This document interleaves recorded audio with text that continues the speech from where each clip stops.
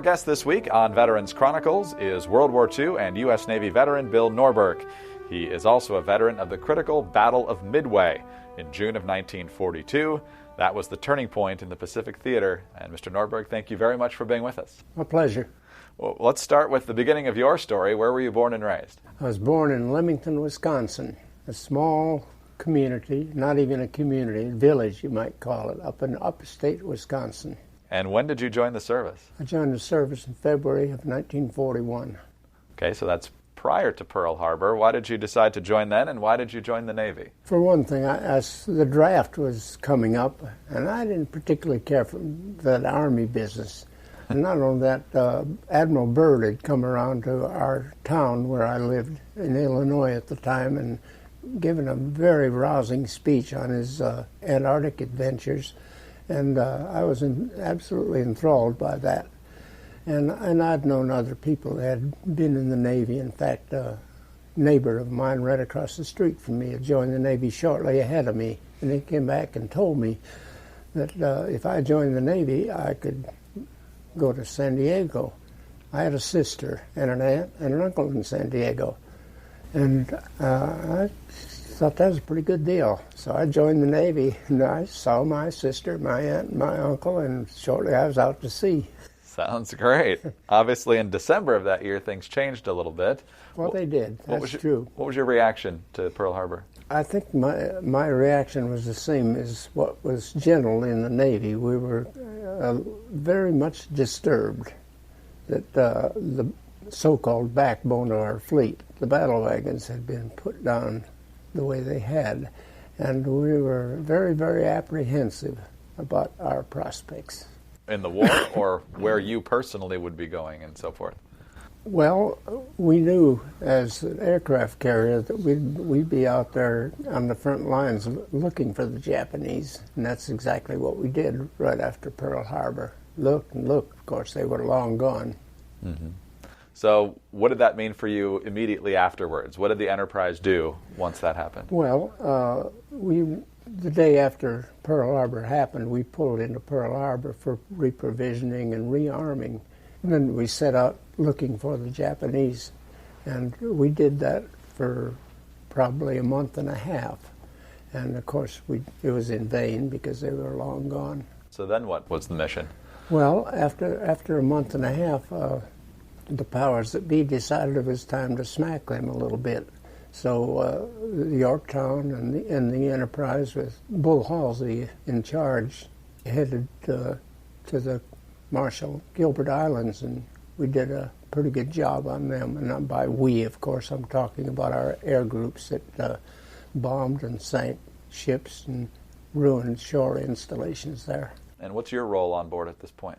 I went aboard ship to be a yeoman in the captain's office, and I never did get out of the captain's office in my 4 years there insofar as my work was concerned. But my battle station was up on the captain's bridge as a talker, and I was connected directly with an officer far down below decks that was standing alongside the damage control officer. So in case of damage aboard the ships, that's when I was of some value to the U.S. Navy. And for several months, of course, there was no damage to the ship. So then after the Marshalls and the Gilberts, where did the Enterprise go from there? Well, we went back to Pearl Harbor for just a couple of days, and then the Jimmy Doolittle Raid was coming up. So we accompanied the Hornet way into the North Pacific as a fighter escort. That was an exciting adventure. Cold, windy, rainy, just nasty. And it was my pleasure to be up on the bridge and watching those B-16s take off from the Hornet. Do you know exactly what they were going to do? Oh, yeah. We hadn't been at sea very long before the Admiral, I think it was, announced that we're going to Tokyo. And of course, I don't think it literally meant I was going to Tokyo, but the planes were going to go to Tokyo. Yeah, and as I remember, there was a big rousing cheer aboard ship when we heard the news. Much needed morale, right? Oh, absolutely. Yeah. And that was definitely a morale builder. Okay, so that's April of 1942. Yes, sir. Then what? Well, and then we got to go back to Pearl Harbor for a few days of leave and one thing and another, and then came the Battle of Midway. Talk about how the Enterprise entered that battle. The Hornet and the Enterprise were part of Task Force 16, run by Admiral Halsey.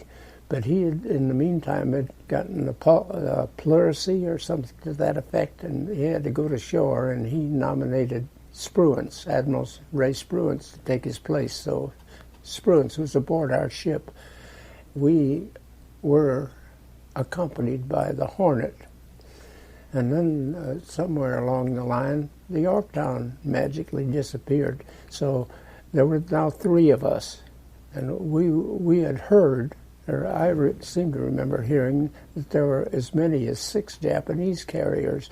So it had kind of evened up the odds just a little bit when the Yorktown came online. How did the battle start?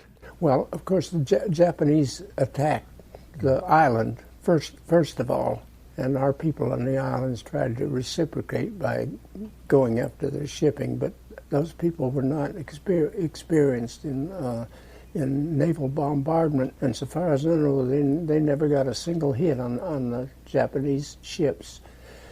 Early in the morning of June the 4th, we got word that the carrier group had been spotted. Oh, pilots, man your planes. And of course the pilots dashed up there and got in their planes from the ready room there and revved up their engines and took off. And sad to say, the Hornet and Enterprise pilots had circled the task force helplessly for about a half hour, waiting on the Yorktown to finish landing its scout planes so that they in turn could have their attack planes take off and join us. So we lost some valuable time and very, very valuable aviation gas.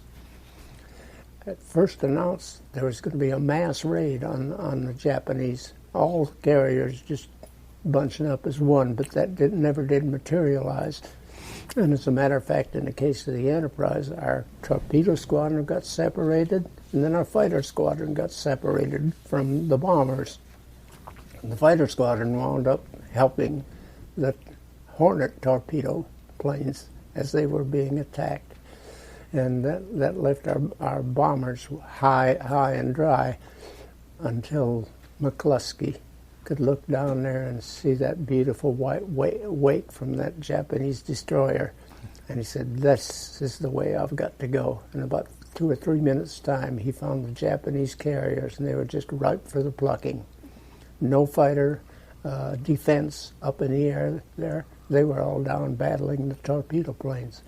So our dive bombers had just a beautiful shot, as beautiful as could be. Our Air Group Commander McCluskey was new on the job there, and he apparently did not know that protocol called for him hitting the furthest away carrier.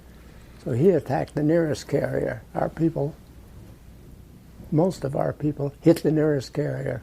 Only 3 people hit the further away carrier. And Lieutenant Richard Best was the one in charge of that three-plane group. And he saw what was happening, so he went over to the further carrier, the Akagi, and he did a beautiful job on it. Plunked his 1,000-pound bomb right where it would do the most damage. What about attacks on you?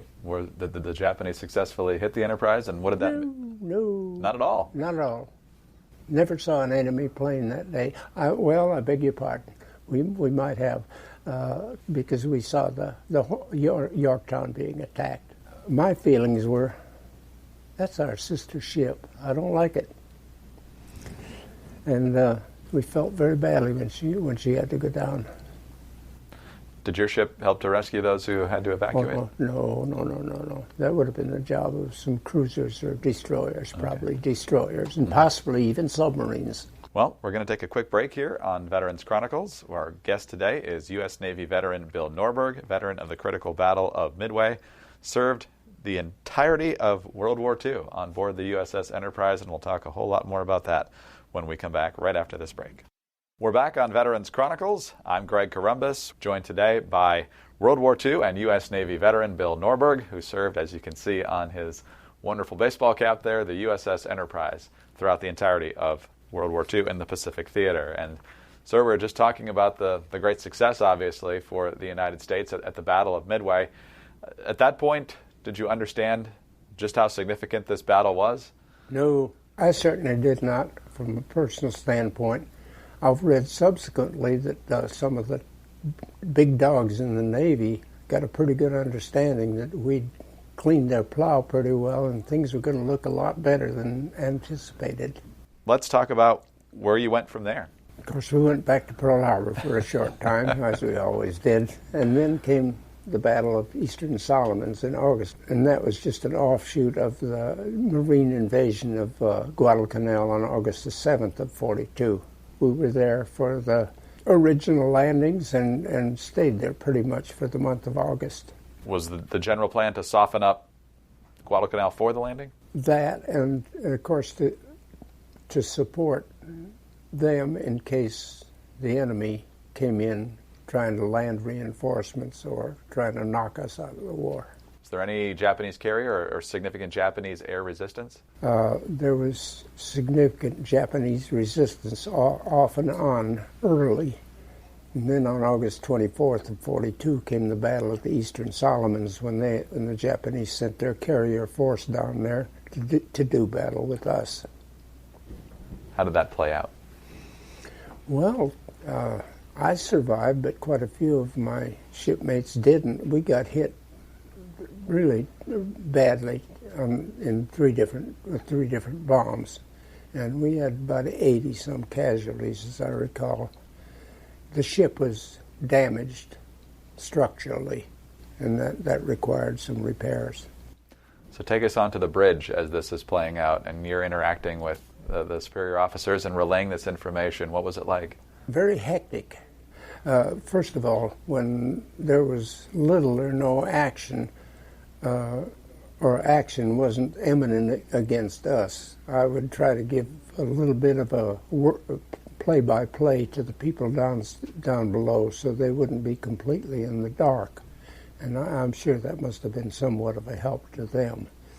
But then after we've got our first hits, then it was really a hot wire between the captain and the damage control officer, each one making reports or whatever to the other one.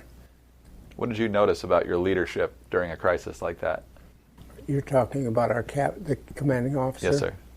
Well, I am very happy to say that our captain, by the way, he was almost brand new on board. His name is Arthur Davis. He was not only courageous, but he had good forethought as to what to do. And we dodged a lot of bombs, and we had to take about three bombs there. But we had just a tremendous morale aboard our ship, and people worked together like I've never seen it before. When damage control was needed, everybody would pitch in. If something else was needed, everybody would pitch in. And I was just so proud to be a member of that group. How did the information get processed in terms of just how much damage there was, where it was, and the ability of the ship to continue? Well, there were damage control parties established all the way through the ship in the various compartments. For instance, there was a damage control party of 23 people far down at the stern of the ship, right at the keel, in what was then the Chief Petty Officer's quarters. And a very close friend of mine, Paul Miller, was one of the members there. And ordinarily he would be in they would be in phone contact with damage control in case of anything happening there. But the first bomb that hit, a 550-pounder, went down five decks and exploded right in their compartment, and it wiped out that crew completely, and did damage to the engine room. So they were that was out of commission, that part of it. But other people from damage control parties were able to take over and do things that that group normally would have done. What kind of damage did you inflict on the Japanese? I'm not really certain that I can tell you a whole lot about that. I've never been asked that question, and it just hasn't stayed in my memory. It's a lot easier to remember the crisis aboard your own ship, obviously. Yeah. So, so how long were you engaged in that battle? Well, it was just during the course of one day, and insofar as the attack on us was concerned, it was over in about 4 minutes. Bomb number 1, bomb number 2, and bomb number 3, and bingo, that was it. And of course, fires were raging aboard the ship, and the hull had a tremendous gash in it, and hundreds of thousands of gallons of water were pouring in there, so damage control really had to get to work in a big hurry to stabilize the ship, repair the damage, and get us back into operating condition. And so once the battle was over, did you have to stay someplace local to try and fix the damage, or could you make it all the way back? There was no place locally to do that, so we had to go back to Pearl Harbor and get some temporary repairs done, and then they added to our armaments. We used to have what they called 1.1 guns and some 20 millimeter guns, and they added a whole bunch of 40 millimeter guns and 50 caliber guns, as I remember it. Did you ever have any fears that the ship wouldn't make it back? Well, I'll tell you, I saw the Yorktown go down, and I thought, boy, that could be us. Then we got hit real solidly at the Battle of the Eastern Solomons on August 24th, and it came to me that we'd survived just about anything that could have happened to us, and I got a good feeling that we were going to make it. We're speaking with Bill Norberg, World War II U.S. Navy veteran, on Veterans Chronicles. Welcome back to Veterans Chronicles on the Radio America Network. I'm Greg Columbus, joined today by World War II and U.S. Navy veteran Bill Norberg, who served on the USS Enterprise, not only at the Battle of Midway, but throughout the war in the Pacific. And, sir, when we left, we were just talking about the damage inflicted on the Enterprise and the Eastern Solomons, and fortunately you were able to make it all the way back to Pearl Harbor. How long were you there before the ship was ready to go again? Probably close to 6 weeks. That quick? And they not only added armaments, but they put some kind of blisters along both sides of the ship there and filled it with water, which would increase our protection against torpedoes. Did you do anything fun or interesting while you were waiting for the ship to be repaired? I'm not going to tell you. That's classified, huh? No. We would go into Honolulu and take in a movie, or we'd go to Waikiki and go swimming and things like that. Or a lot of people went to the USO Club. I don't know that I ever went there in my life. So the break kind of came at a good time for you. You'd been in some very intense battles, so while you obviously didn't want the ship to be damaged, having the downtime was welcome. Very refreshing. That's right, yeah. Mm-hmm. And we got some new people aboard there. I think we got a new commanding officer while we were there, yeah. Mm-hmm. Any concerns about the state of the ship when you took off again? Not in my mind, no. You were fully confident. I knew nothing about the structural integrity of a ship. Sometimes that's good. That was two pay grades above me. So once you headed off, when was this, and where did you go next? Well, the next thing was back to the Guadalcanal area there, and on October 26th of 42, we went through the Battle of Santa Cruz, which some people have claimed is the fiercest naval battle of all times. If that's so or not, I couldn't say, but it was quite fierce. What do you remember most about it? I remember the Shokaku and the Zuikaku, who had taken part in the Pearl Harbor raids, being down there, and they were pitted against the Enterprise and the Hornet. And did both of them make it out? No, they didn't. That was our other sister ship. The Yorktown had gone down, and we and the Hornet were sisters, and the Hornet went down there. And it was very visible to us when it was getting under attack, and we knew that it had suffered its final wound. And it was somewhat disheartening because we were alone then. Yorktown, as I say, had gone down, and the Wasp had been sunk. The Saratoga had been torpedoed and had gone back to Pearl Harbor for repairs, and now the Hornet was gone, and that left one ship there. And you know which one that was? That was you. Yep. And they put up a big sign there, USS Enterprise versus Japan. And so what was the outcome of the Battle of Santa Cruz? I think it was pretty much of a draw. I don't believe there were any Japanese carriers sunk there. In fact, I'm sure there weren't. But they were pretty badly damaged, and they had to go back for repairs. So for a long time, the Enterprise was the only combat carrier in that area, probably for 6, 8, 10 weeks perhaps. Did you use that to your advantage? Well, we spent a good bit of time in port at a place called Espiritu Santos, and because there was no point in just roaming around the seas there and expending diesel fuel, but we would go out on sorties occasionally, and the pilots would get combat flying experience. We'd do gunnery practice and one thing and another like that. Did you sustain any damage in the Santa Cruz battle? Yeah, we got very badly damaged in the Santa Cruz battle. Yeah, we took 3 bomb hits, and structurally we got wounded. That eventually caused us to go back to Bremerton, Washington, for major repairs. Oh, all the way back to the West Coast. So how long were you out of commission then? About 3 months. Oh, wow. From late June until sometime in September of 1943. And of course, each of us got to go home on leave there for 30 days.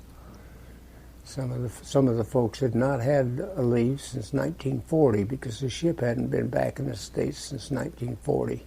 So then the ship is fixed again. Yep. You're leaving Bremerton, heading west. Where did you go?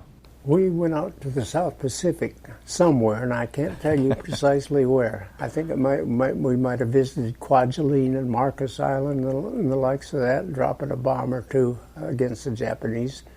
I can't remember any real...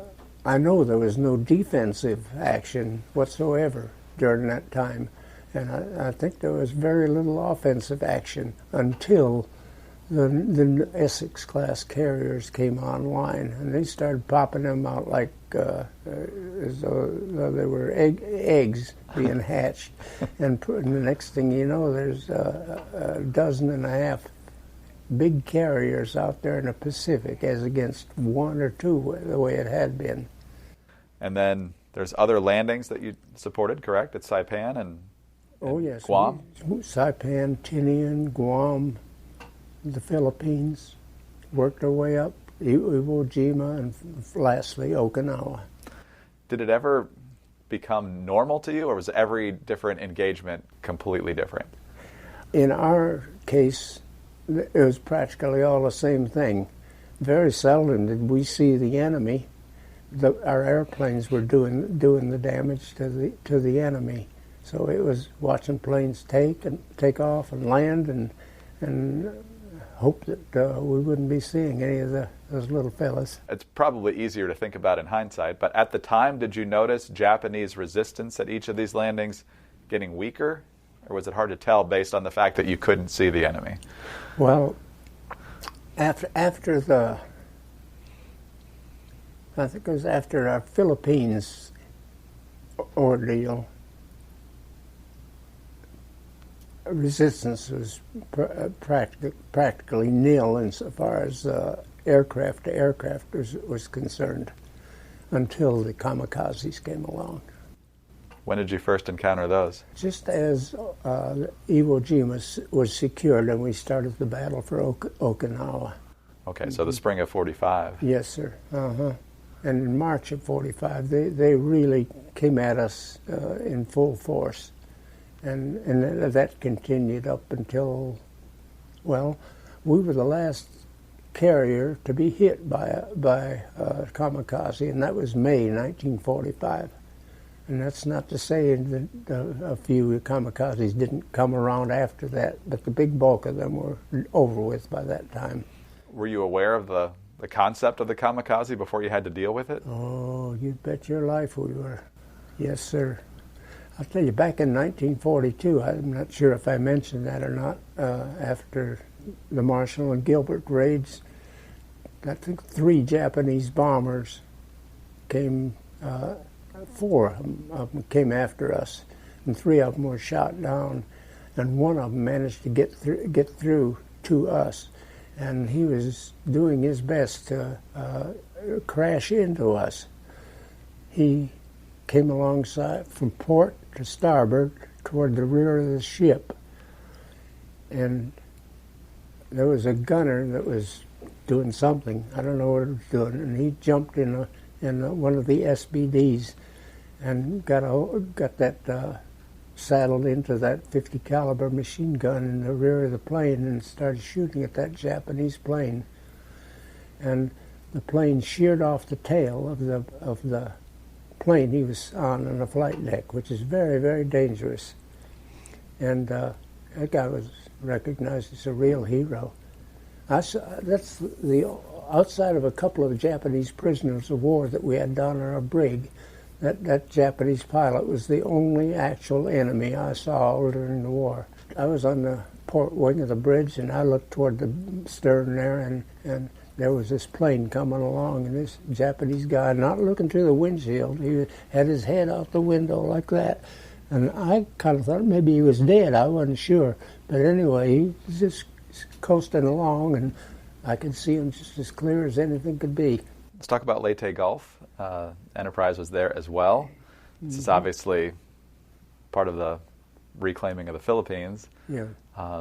Anything that stand out in your memory from that, in addition to the emotional aspect of getting it back? Well, I don't know that it has a thing. I'm sure it doesn't have anything to do with the winning or losing of a war, but the thing that stands out above all else was we ran into a monsoon there. Really? Oh, boy, I mean, we just got rocked about unmercifully, and I couldn't help but feel sorry for the guys in those little jeep carriers and the destroyers alongside us, because they had to be bouncing around like toys. And then one other thing I can think of is Admiral Halsey taking the carriers up north in order to knock out the Japanese carriers being used as a decoy, and him getting just cussed out royally by just about everybody for abandoning the battle down there at Leyte. And of course we were fierce advocates for him, because he strictly had orders, if there's any way you can knock out those carriers, they're to be priority number 1. So I think he had a leg to stand on there. We talked about Iwo Jima, we talked about Okinawa, and your roles there. Anything stand out in particular? I mean, we mainly talked about the kamikazes happening at that time, but in terms of supporting as you got closer and closer to Japan, what was going through your mind at that time, and how? We could see that victory was definitely on the horizon. We all thought that there was an invasion of the mainland, of the Japanese mainland, was inevitable, and that many, many, many, many people were going to lose their lives, including Japanese more than Americans, actually. So we had a feeling of joy there that the victory was coming. But we knew it was going to be a hard fight. And as fiercely as they fought on Iwo Jima, more fiercely on Okinawa, we knew the homeland was going to be worst of all. So no telling what was going to happen. So when those bombs got dropped, what was the reaction on board the Enterprise?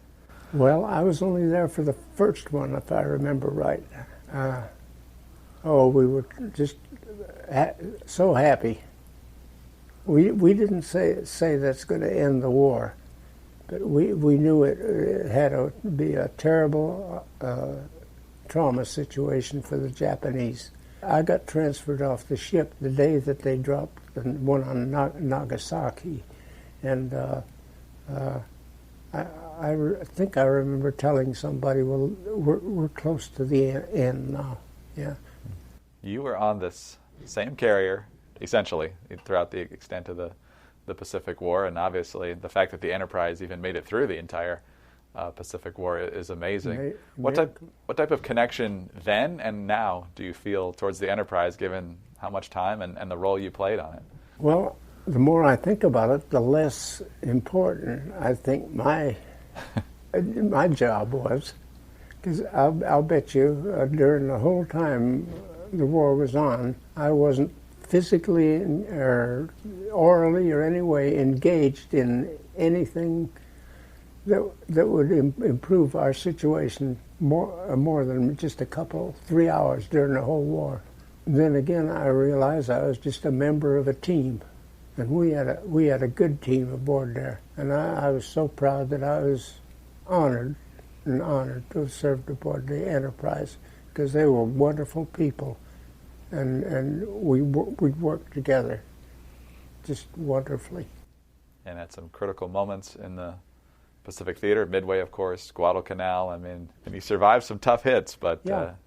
The Enterprise made it through. So what do you, obviously the people you just mentioned, but what are you most proud of when you think of your service? Well, I'm just proud to have been a member of that ship that did so much to help bring things to a conclusion in the Pacific War. So many others there did so much more than I could ever have dreamed of doing, and I owe them all the credit. We lost over 400 shipmates and airmen from the Enterprise during the war, and I mourn their loss. Your memory of it is remarkably fresh, and we thank you so much for your service to our country and for taking the time to be with us today. Well, thank you very much for honoring me with this interview. I appreciate that. World War II and U.S. Navy veteran Bill Norberg. I'm Greg Corumbus. This is Veterans Chronicles.